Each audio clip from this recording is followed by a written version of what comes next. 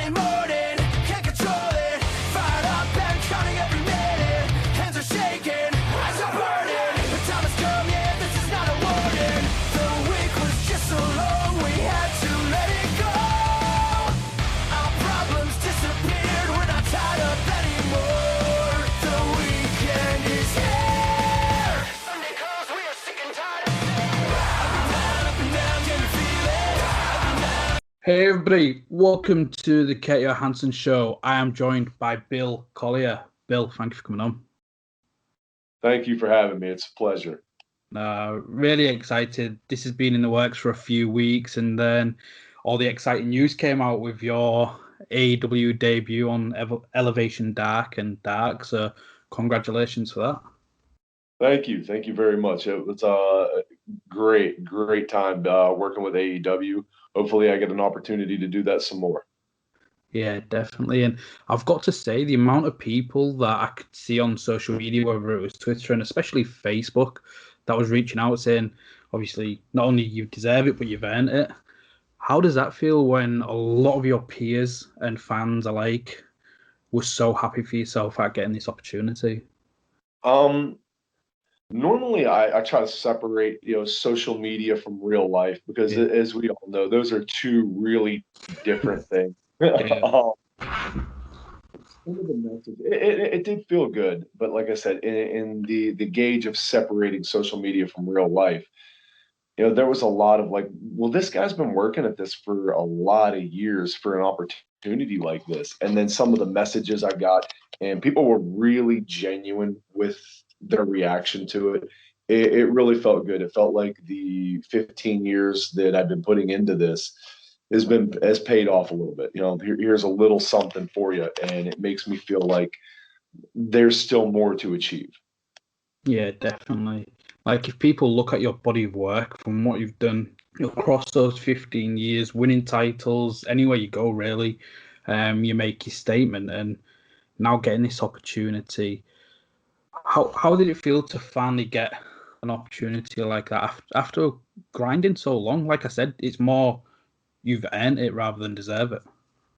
Yeah, I mean, it felt really good to be there. Like I didn't have I had no expectations of anything. I figured, okay, Yeah. I'll go in, I might get a match, I might get two if I'm lucky.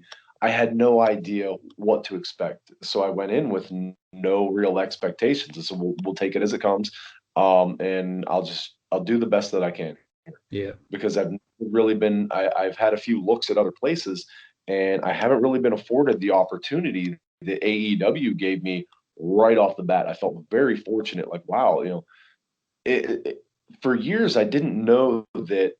I thought, maybe people were blowing smoke a little bit, like, hey, you're really good at this. And I'm like, well, I don't know. I've had some looks at some major companies and I don't think they see what you see. Yeah. What is it that's missing? Well, right away, AEW, those set of eyes there were attracted right away. Yeah. Right away, my work, my look, and they were very happy with my work. They're very happy. You look 100% like I've seen people speak about it on their own shows and on social media. You look like a wrestler, like, especially, and I know, like, it's like that throwback where you've got the build, you've got the physique, and just everything about you screams pro wrestler. And I think that stands out now because of how inclusive wrestling's been, and rightfully so. And you're getting everybody that do different styles.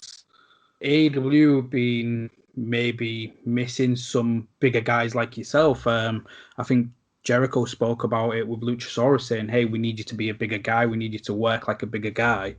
And here you come in off the bat, unsure if you're going to get a match, and they put you against Moxley. Yeah, I was extremely surprised to see that. Again, like I said, I went in with no expectations, and now here I am wrestling pretty much the face of the company. Not just that, but in the scope of today's wrestling, arguably one of the top 5 biggest stars across the board in the 100%. business. And it was like, wow, this is a big deal. Not downplaying anyone else that AEW has, but like Jon Moxley, like I said, he's probably one of the most 5 recognizable stars in the business, like currently. definitely. And how do you feel the match went yourself? Like, again, everybody's been singing your praises. I checked out, and obviously, I messaged you saying congrats, and I enjoyed it. You looked strong. He let you get stuff in. But how did you feel the match with Mox went? I would be lying if I said I wasn't a bit nervous. Like I said, I've had some opportunities at other places, and Yeah. on the independents, I'm the guy that's been around forever, so I'm very relaxed. If if it would have been a different environment, Yeah. wrestling Jon Moxley, I might not have been as nervous, but it's like he's their top guy. It's their show. It's their environment. Yeah. I'm just trying to get through it and be okay. I did have a little trouble slowing things down in my head. Normally, I can slow the match down in my head. I can work at a good pace. I can listen to the audience. I had a little bit of trouble with that, so there were spots where we both slowed it down a little bit, and I think he knew, like, for my sake more than his. It's a testament to how much of a professional he is. Yeah, definitely. Have you managed to watch the match back yourself? I have. I watched it one time. Yeah. Normally, I'll watch the match once, maybe twice. I'm hypercritical of myself, so I don't like watching my stuff back because I'll just pick it apart all day and be like, oh, I can do this better. I can do this better. So I take a few mental notes of like, okay, this, and this, and I try to apply those next time. I've got to say, the kip up looked great. Thank you. Thank you. You can see it when I have when the leg is hurt in the match. Like if somebody takes my leg out and I do the kip up on one leg, I make that look real good too. I'm glad you said that though, because it is all about that psychology. You see it quite a lot where people have been absolutely battered, but then if they do the kip up as if they've only just started the match, As if nothing, right? What prompted you to try and do a kip up with one leg then? Just to let's see if I can do this. Let's see if I can land this on one leg. Now I've done it on some live events uh, where there's a vinyl canvas and Yeah. we've been sweating and it gets slippery and I come up and I miss it completely and I go back down. Well, you only get one take in front of a live audience, so guess what? You're back on the cell. Oh no. So how did it feel like watching it back then? And you said you was hypercritical, but you've got people like Paul Wight and Tony Schiavone again singing your praises on Elevation Dark. That felt really good. Like I said, it felt like 15 years of trying to make some headway, and like there's a lot of self doubt after a lot of times, and you see, and I see some of my peers and my coworkers, getting signed to deals, and I'm wondering like, what is it about me that's missing? Yeah. Am I missing something? What is it that I don't have? And it starts to create some self doubt. Well, then I get to AEW, and right away you got a set of eyes there that, oh my God, look at this guy. And it's almost like a where have you been hiding, situation.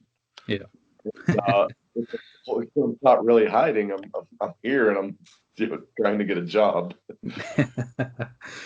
They ended up putting you with a second match, obviously, on AEW Dark as well. How did that feel then? Because obviously you've done a good job with Mox, so they're giving you that other opportunity. The 6-man tag was extremely fun. Again, it was a moment where everything was slowed down. I was working at a good pace. I felt good. I felt comfortable.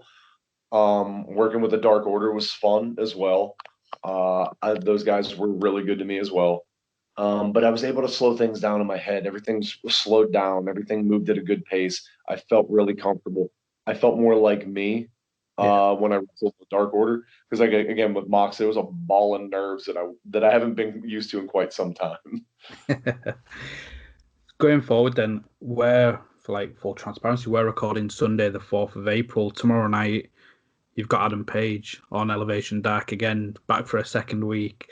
What's your thoughts going into that match and being given an opportunity? Somebody that's been, you mentioned Jon Moxley being the face of the company. Adam Page is always mentioned as the person that will be the face of the company and that they're grooming to build in that position. No doubt. And again, when you see your name across from Adam Page, you're like, wow, this is another like AEW top guy. Yeah. Like he's in the top tier of their talent, and deservedly so. It's like, wow, they're putting a lot of faith. Either they're putting a lot of faith in those guys to get me through it, or putting a lot of faith in me that I can get through it with their top guys. Yeah. And Adam Page works a lot like I do, as far as like he might not know that, because I don't think he knows who I am, but I've seen Adam Page's stuff, like his pacing, his timing, some of the things he does is a lot like I do. Yeah. I think the chemistry will be there, and we'll do okay. I'm excited to see it, and again, it is a lot of trust in yourself, because it's not even me blowing smoke up your ass. It's a case of I can't think of anybody else that's unsigned from AEW that they've brought in and given 2 high-profile matches week after week. I don't think that's been done for anybody that they've been bringing in. I'm not sure if it has either. That shows a lot of faith in me. Somebody that strolled in off the streets, more or less, and here's 2 of our, here's the face of our company, and then here's what's arguably going to be the future face of our company in short order. I don't think it's going to take long. I think Adam Page is going to be on top of AEW in short order. I don't think it's going to take 2, 3, 4 years. I think we're looking in the next 12 months. That guy's going to be heavy into the AEW title picture. 100%. So, how did they first reach out to yourself then? If we're being perfectly honest, it was an AEW talent that reached out to me, that I'm friends with. Like, hey, we got these tapings coming up. Would you like to be a part of it? Let's come in as an extra. Not promising you anything, but you'll be here. Yeah. And absolutely. I'd love the opportunity. So I made the connections, a few emails, and next thing I know, I'm on a flight to Jacksonville. And yeah, and like I said, I came in with no real expectations, didn't know what I was going to do. Yeah. And here we go. I fired fairly quickly. So whilst you've been there, who you been speaking to whilst doing these tapings, and like who's been like agents in your matches? Christopher Daniels was an agent. I spoke with Billy Gunn, who I'm familiar with. I've wrestled Billy Gunn a few times. Trying to think. Most of the boys is who I've been talking to. Yeah. But I know some of them that are signed. Like I know Wardlow, Butcher and the Blade. I know Sonny Kiss. I know Ethan Page. So there's a lot of people backstage that I know and I'm friendly with. I'm familiar with. So it was a fairly comfortable environment. Yeah. Are you hoping to be able to go back there shortly? Absolutely. I'm hoping to get back real soon. Without going into too much detail, I think that's a possibility. Yeah. without making too much detail, I think it's going to be a pretty good possibility that I'll be back soon. Oh, excited for you.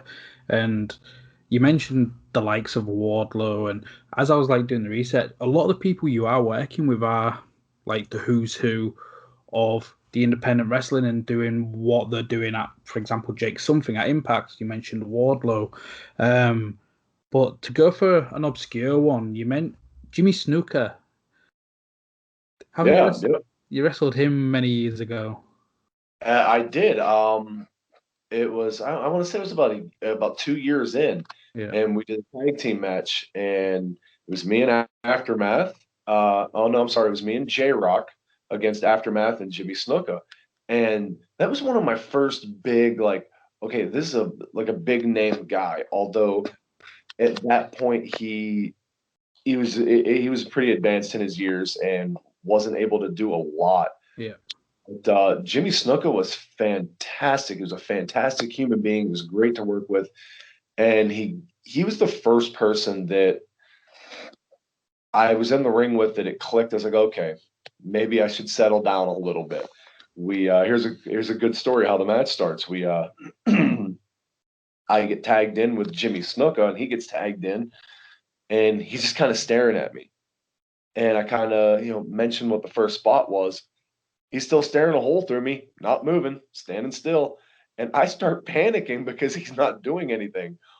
Well, I'm a heel, obviously, so I'm telling the referee to remind him what the first spot was that we had. And the referee goes over and he never looks at this kid. The audience is starting to die down. I can feel the pressure in the room start to build, and it feels like an eternity.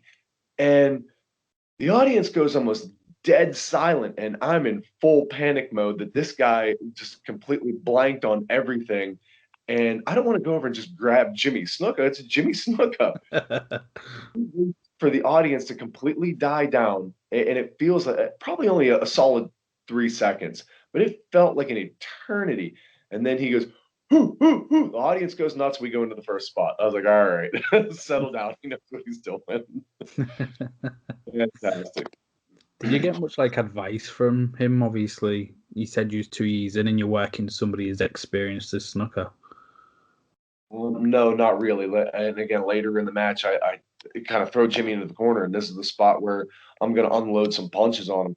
And I just remember thinking, like, okay, don't let this get away from me. Do not hurt Jimmy Snuka. And I throw the first punch, and he said, "Beautiful brother, keep bringing the love." So I kept throwing punches, and we get in the back. He was pretty happy with it, and shook his hand. He told me thank you. I told him thank you. Asked him if he had any advice, and you know, not really. I mean, he was just happy to be there. He was happy to be a part of what we were doing, and I was happy to work with him. It was a great experience to have early on for me.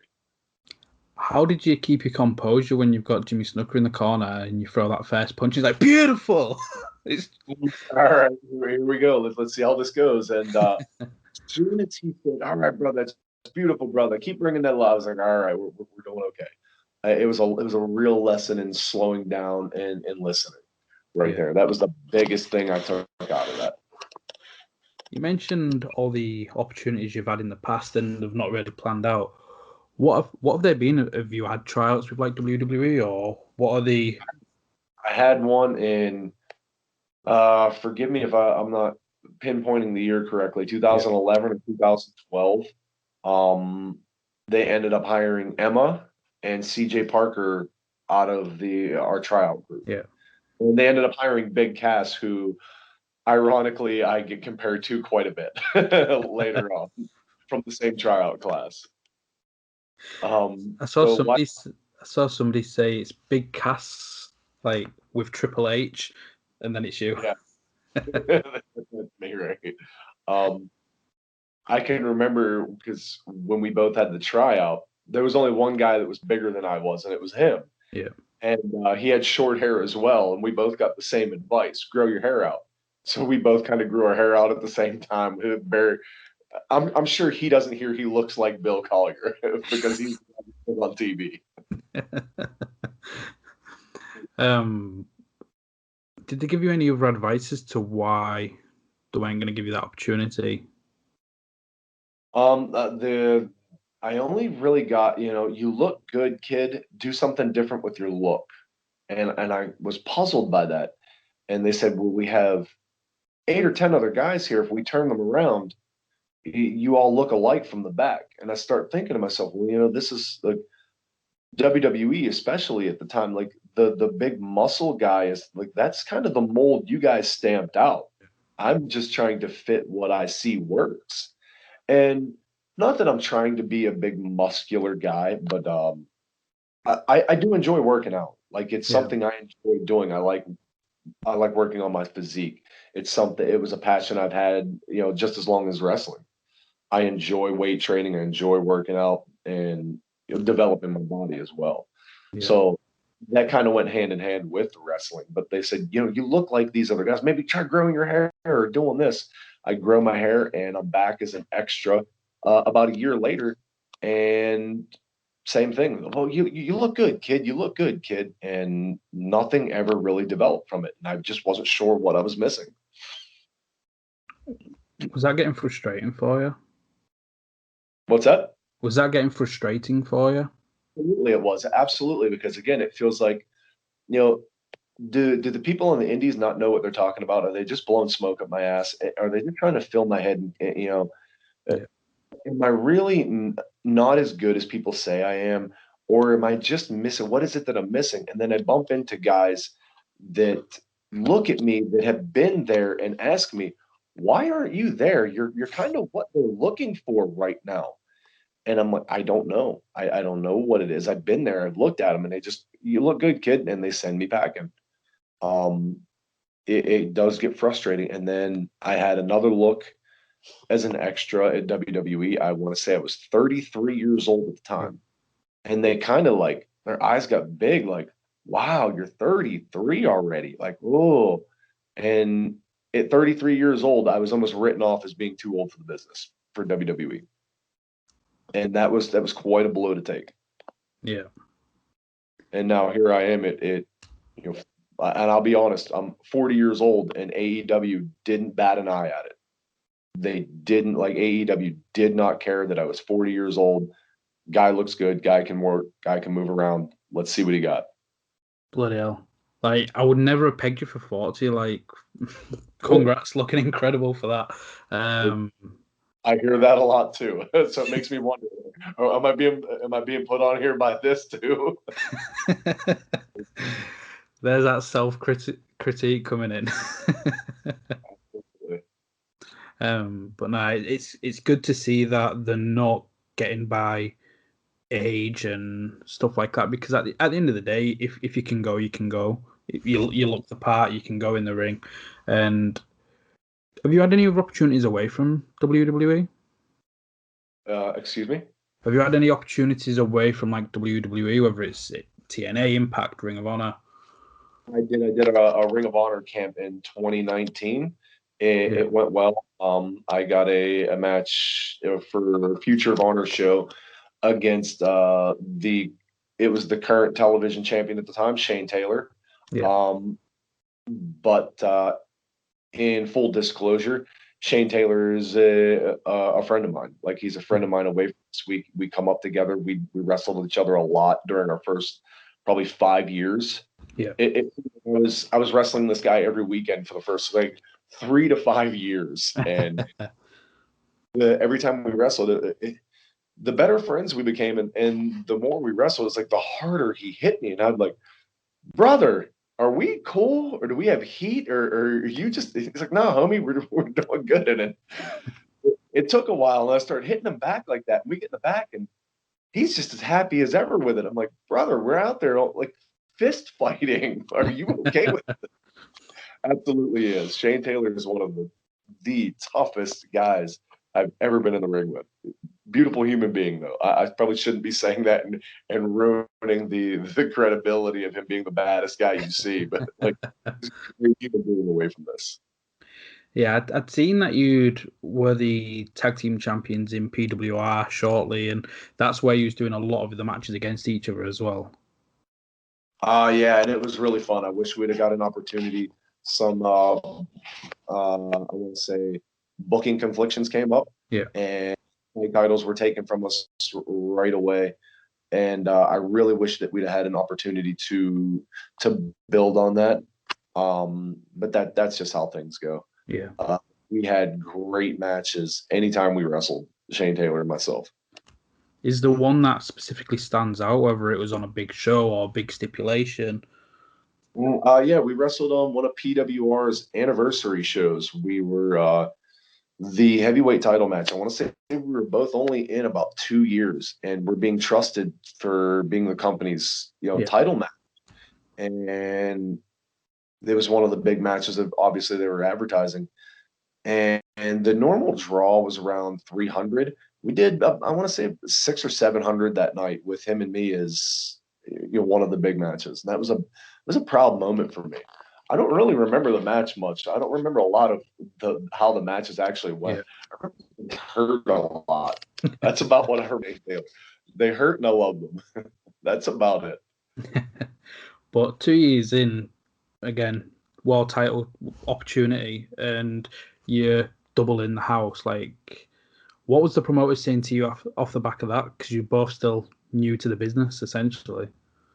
I think that Shane Taylor and myself, the promoter at that time, was Jamie Scott, and he put a lot of faith in me early, and he put a lot of faith in Shane Taylor as being his top heel early. Yeah. and they had tried to run wrestling in Erie, Pennsylvania a few times before, and it never panned out. And I remember the conversation saying, well, this time if it doesn't work, we're not going to try wrestling in Erie. Erie's just not a wrestling town. We're just not going to do it. Well, we did the first two events in 2007 in November and then December. We had about 150 to 200. And for that time period, 150 to 200 people, that's pretty good.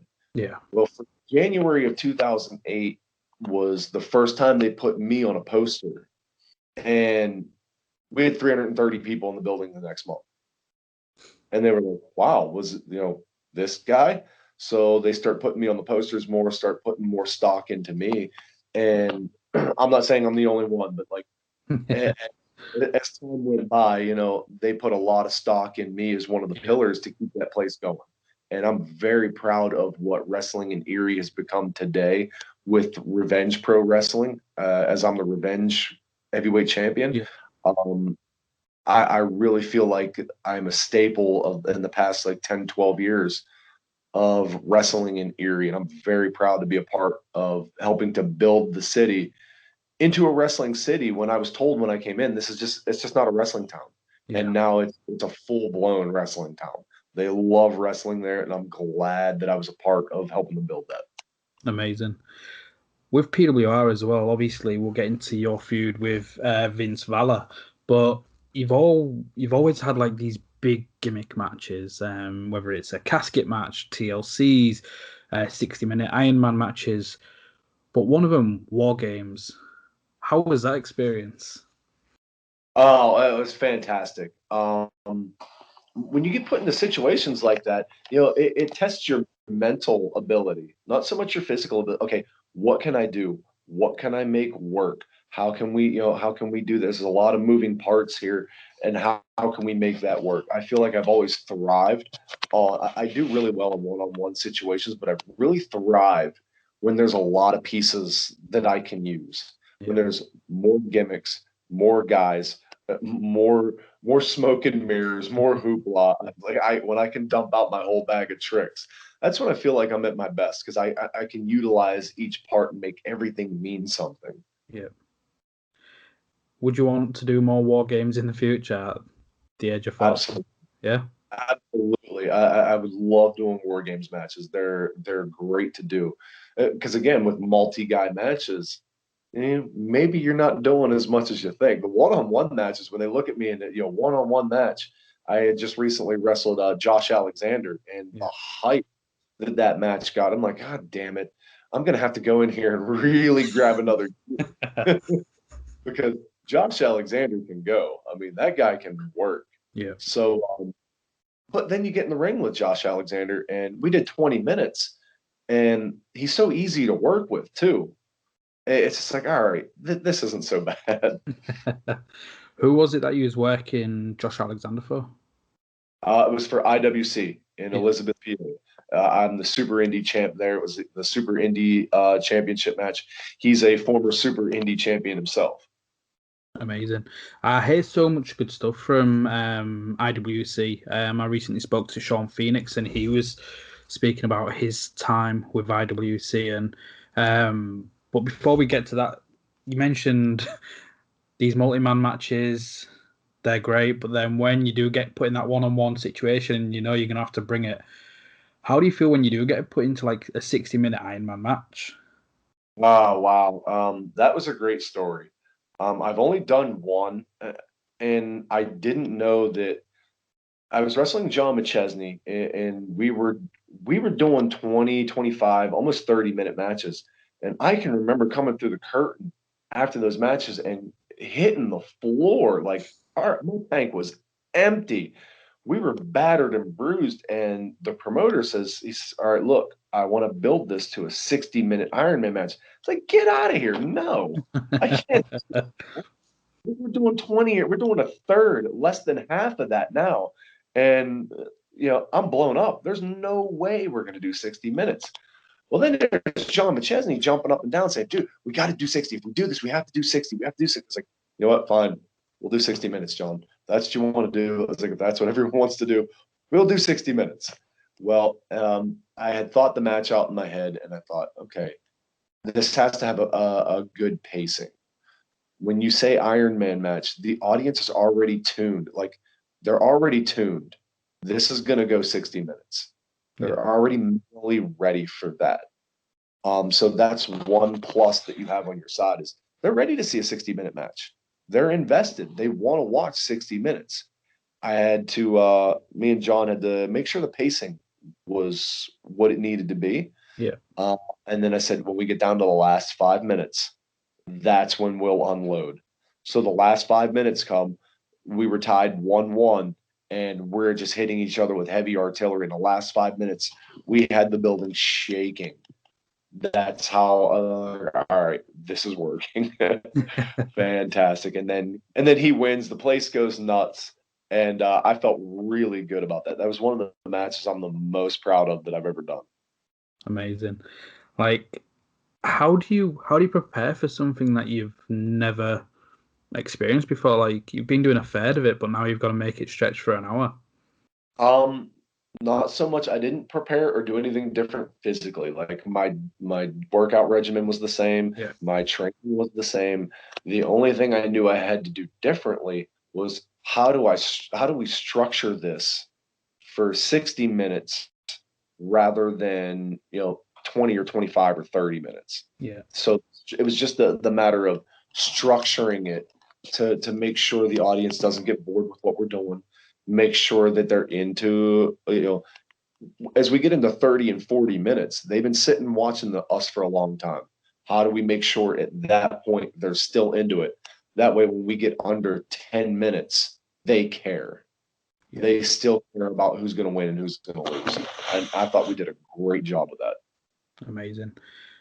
Moving forward then to your feud with Vince Valor. Obviously, I had Vince on the show, and he told me your side, and just from the stories, like, I was like, this sounds like an amazing feud that you guys had. Like, talk us through that. Talk us through your relationship with Vince, but that feud you had. So now they're running out of stuff for me to do in Erie because, again, I've been there forever. I've been the champion 3 or 4 times by that point, and it was just getting to the point where I think they felt like I was outgrowing the place. Yeah. Like, what do we do? What do we do for you? And I'm looking around. I said, well, you have Vince Valor here, and the guy's doing like 6-man tags. He's early in the card. You guys aren't really paying much attention to him. I said, give me him. He's a guy that if you need another top guy, give me an opportunity and I'll help make him one here. Like, because we've had the same like upper tier guys forever. So I said, give me him. And here's how we do it. So we go into a heavyweight title match with Omega, Aaron Draven, and myself.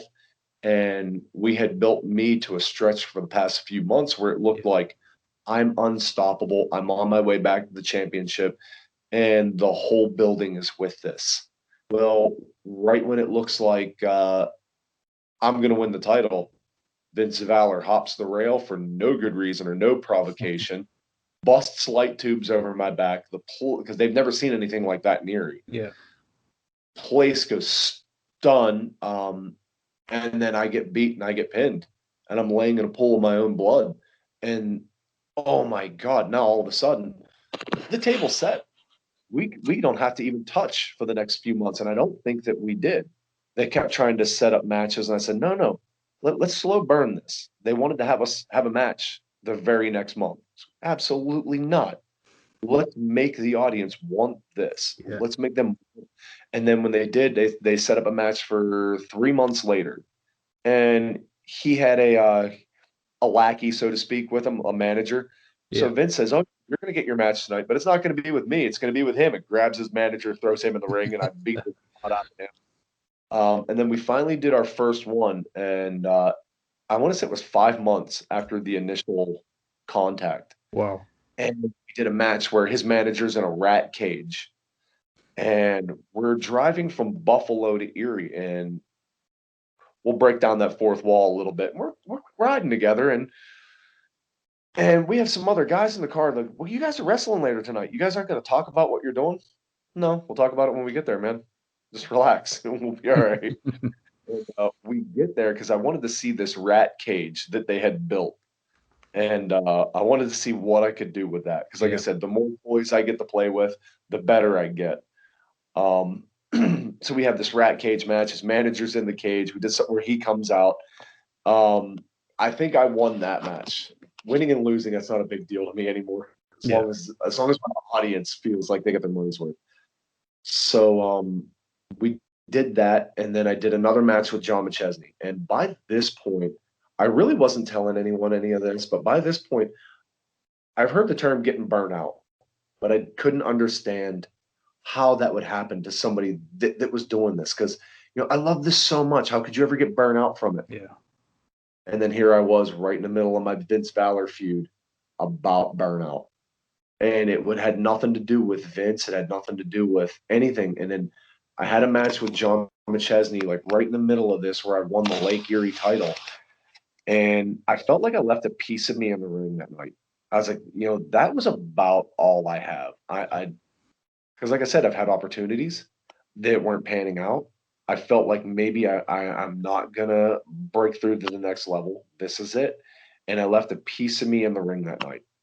And now I'm the Lake Erie champion. And I thought, oh, wow. What happens if Vince Valor beats me for this in my very next match?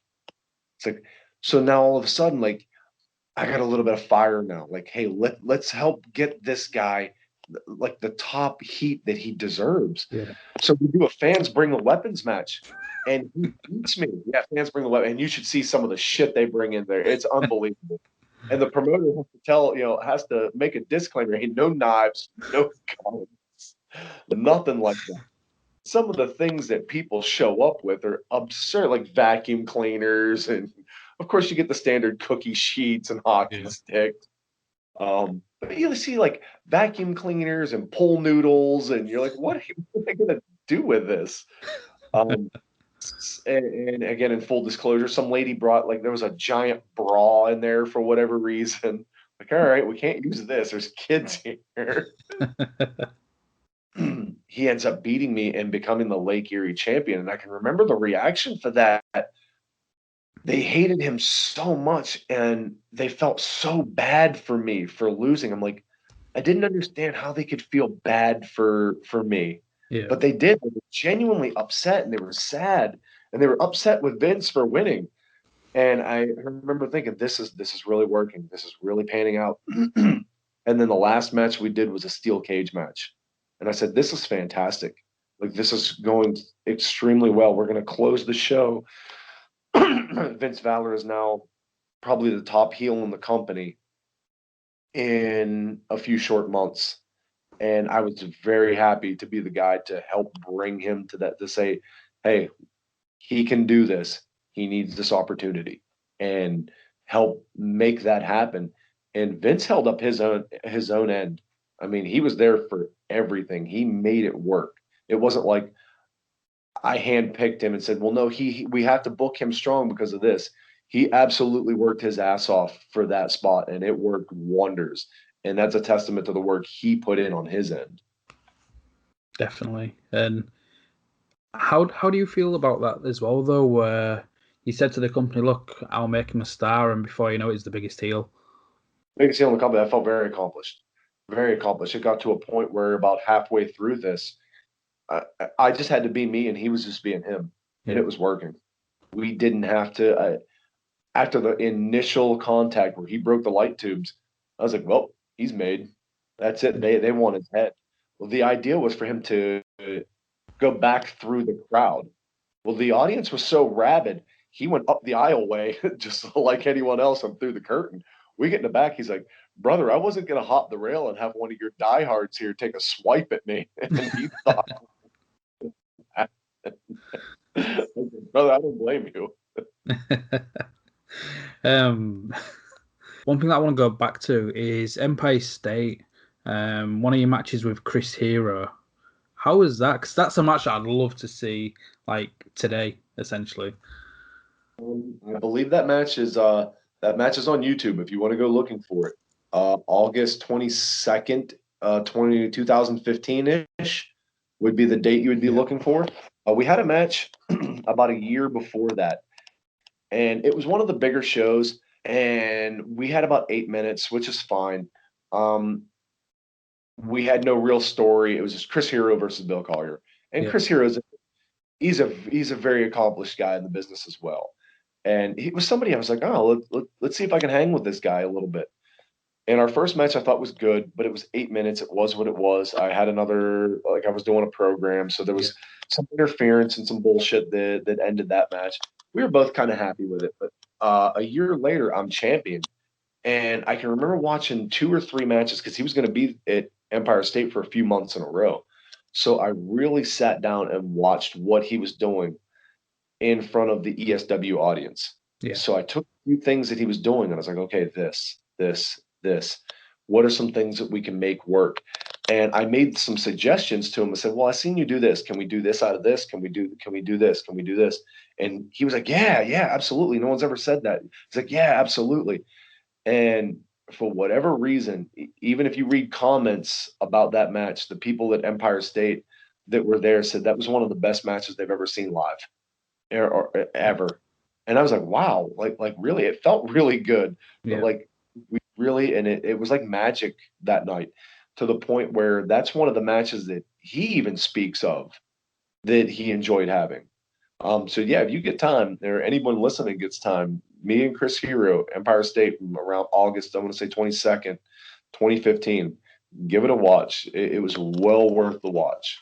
It felt fantastic to know that I could hang with a world class, world class pro, and because that's what Chris Hero is. He's world traveled, world class, and to see that I could hang with him every step of the way, it was like, all right, maybe somebody else is missing the boat here. I think I can do this.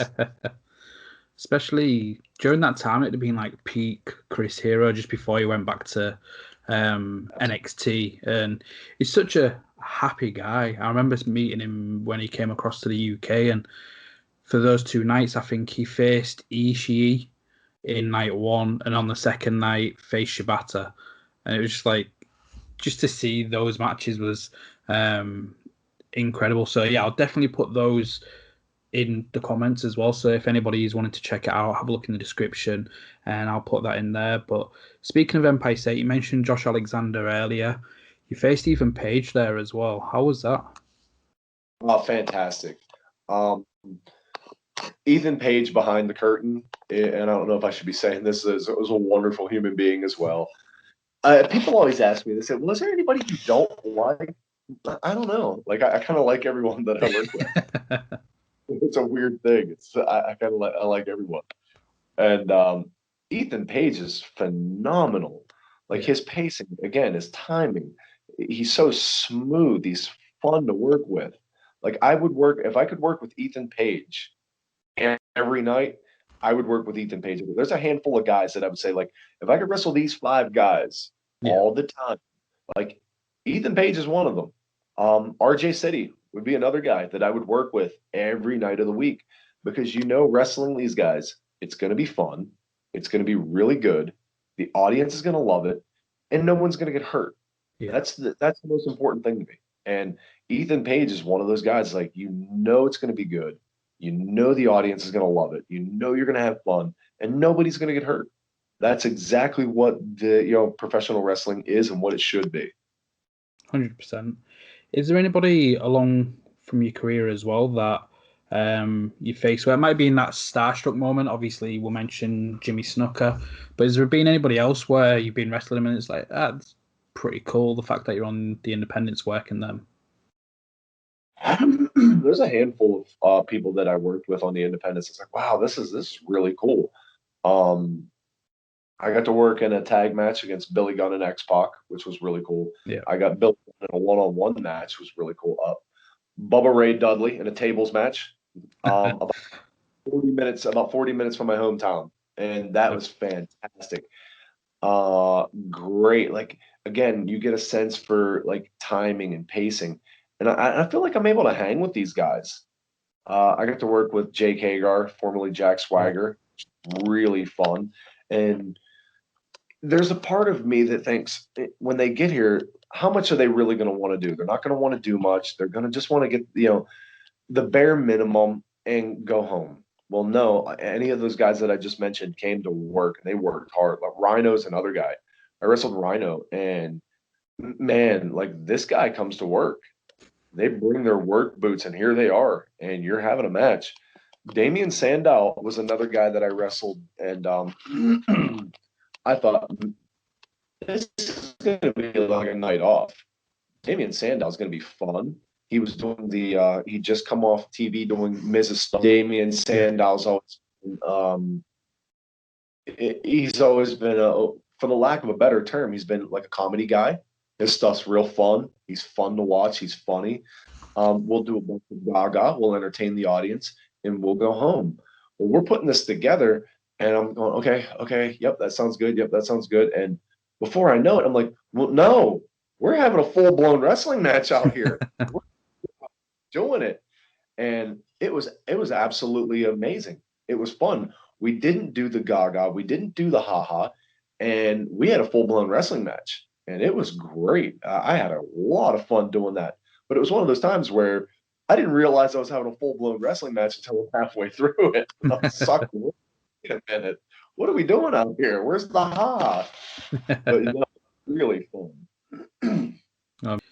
So to go on to like some of your more recent stuff then, I know when I was reaching out, I'd seen the picture that you posted where you're just looking like an absolute animal, holding the Imagine title, the Revenge one round your waist, and the Super Indie IWC in the other hand. So let's talk about those companies since they're the ones you're working.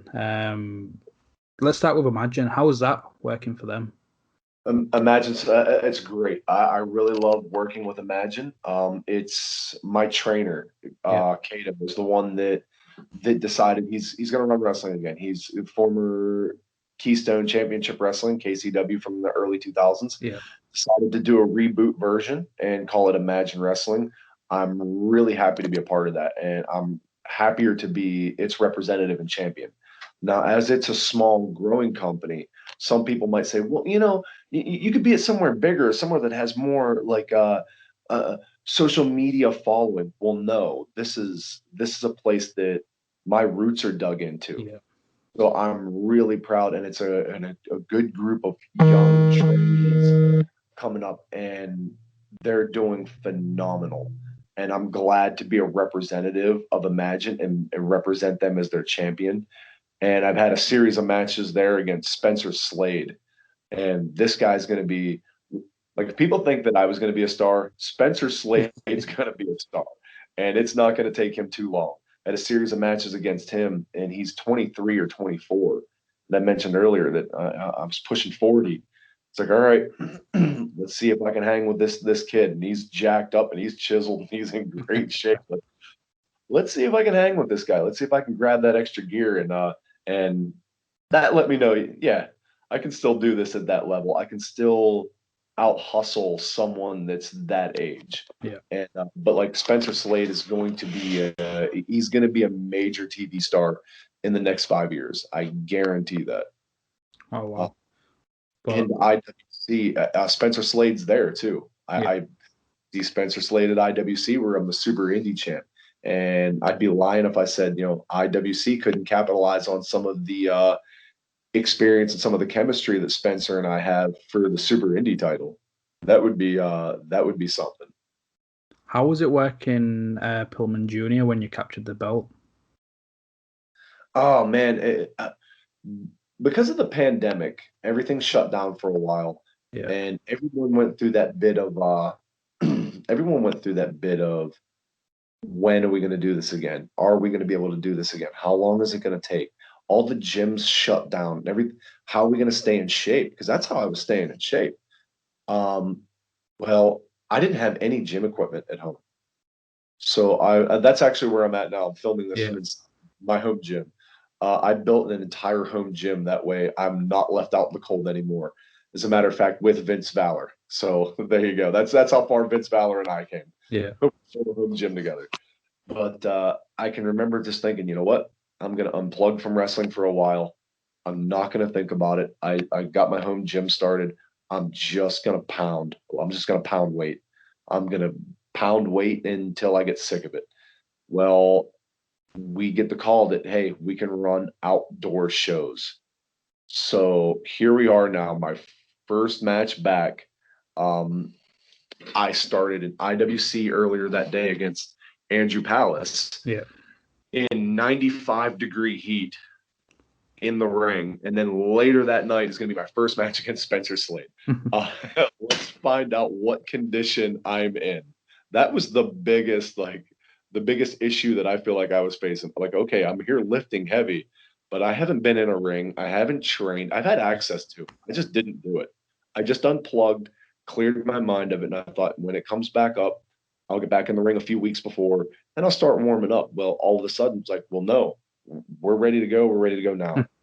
So I got thrown right back into the fire, and I think I did exceptionally well for the circumstances. Definitely, like here in the UK, we're still not up and running. Gyms are still shut. Wrestling shows aren't happening unless they're affiliated with WWE or New Japan and have the financial backing. So yeah, we're still. When's it gonna start? Like, when can we do stuff again? But how long did it take you to feel right? I'm back after this pandemic. I felt like after the first night, once I had the first two matches the first day, and I want to say it was 2 or 3 more weeks before the next one. I had hit the training ring once or twice in between then, and by the time I had my third match back, I was like, "Yep, I feel fine." Yeah. And my second match with Spencer Slade was also outdoors, but instead of 90 degrees, it was probably upper 70s. It was outdoors. It was comfortable. I felt good. I was like, all right, here I am. I'm back. So everything feels fine. So it took me two, and then the third one. I felt good. Oh, brilliant. So you match with Brian Pillman Jr., capturing the Super Indy. How was the match with him? Had you worked him previously, or was that first time? That was the first time I was ever in the ring with him. I've been in a bunch of locker rooms with him, and we were both excited for that. We were both excited to have that match. And he was one of the guys that I bumped into in the AEW locker room. He's a great guy. But it was a fantastic match. Everything we did, I thought made sense. We built this match to a good finish. It's fantastic. Ryan Pillman Jr. is deceptively strong. Yeah. Like, for not being that big of a guy, he's deceptively so is a lot stronger than people think he is. Oh no, great. What is it about like IWC? Like, if people were to try and check it out, what would they be able to expect at that sort of show? Oh man, you have everything from top to bottom. You have older veterans that have been around a while, like the harder hitting guys like me, Jimmy Vegas. You have Bulk Nasty, who's another big guy, and then you also have guys that are fairly new and doing exceptionally well with this. The Man Dime Elijah Dean, who's just taken over Team Big League. He just booted John McChesney out and cut off his signature ponytail.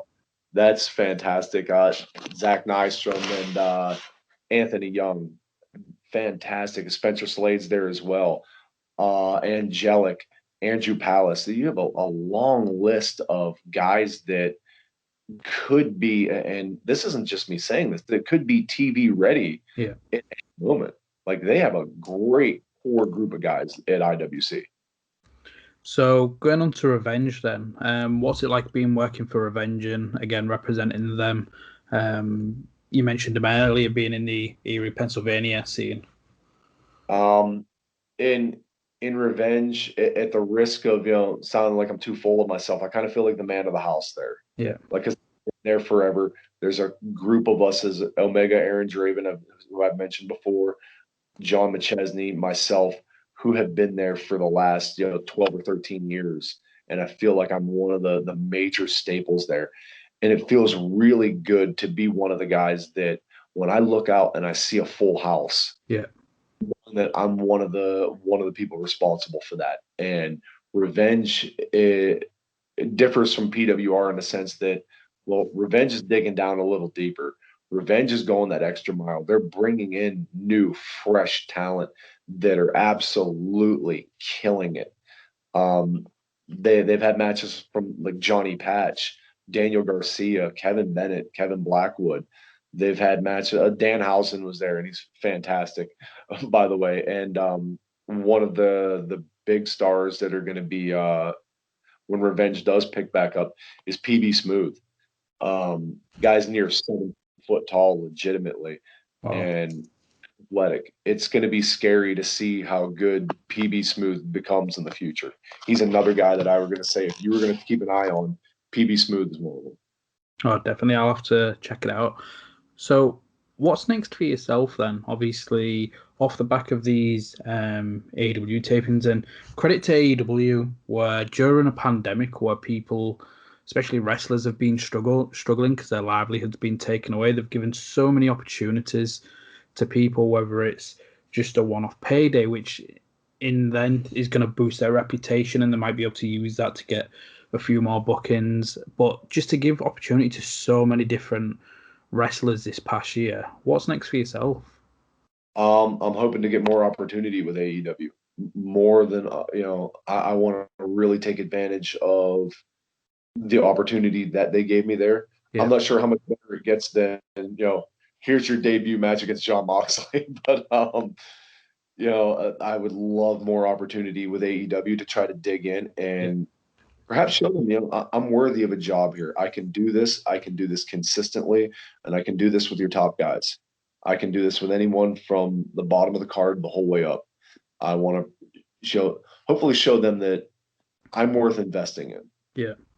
Like that would be. I have new drive and new fire now after my brush with AEW. Who would you want to face to keep proving that you're capable to hang? Obviously, Elevation Dark's all about matching either the lower card guys or these new unsigned talent against some of the big stars. You've had Mox, you've got Page tomorrow night. Who else would you want to try and get in the ring? I'd love to get. I've had matches on the Indies against Wardlow. Yeah. I feel like me standing across the ring from Wardlow could draw money. I really do. I feel like in AEW, that's a match that built correctly. You could draw money with me and Wardlow. I like the look of Adam Page. I like how that him and me. I feel like we're gonna have really good chemistry.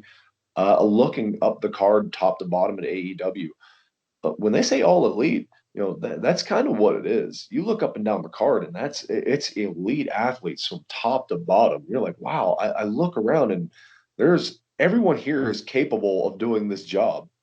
And you could slide anyone, in my opinion, you could slide anyone into these spots, Yeah. and they could fill them just as easily at AEW. And that's what I want. I want competition from top to bottom. I feel like AEW is a really good fit, and hopefully I get more opportunity with them. Definitely. And speaking of like you and Wardlow, again, two big men going at it really. And Wardlow's done fantastic stuff. But thinking of like big guys, Paul Wight is also signed to be in ring, and he's eager to be working with this new crop of talent. Is that a match you'd want? Oh wow, that's a dream match. Like if the opportunity would present itself for me to be in the ring with Paul Wight, I would absolutely love that opportunity, 100%. Like that's like my inner childhood coming out. But like I'd give it everything I had being in the ring with Paul Wight. Absolutely, I would. Yeah, definitely. And I think having his knowledge and expertise in AEW it was a no-brainer bringing him in, and his passion. Like I listened to him on the Jericho podcast, and just his passion towards helping the future. So even if it was like a mentoring role where you've got Paul Wight and yourself and maybe a crop of guys because of this fact that they like doing factions, like just have you had any interaction with him whilst you've been there?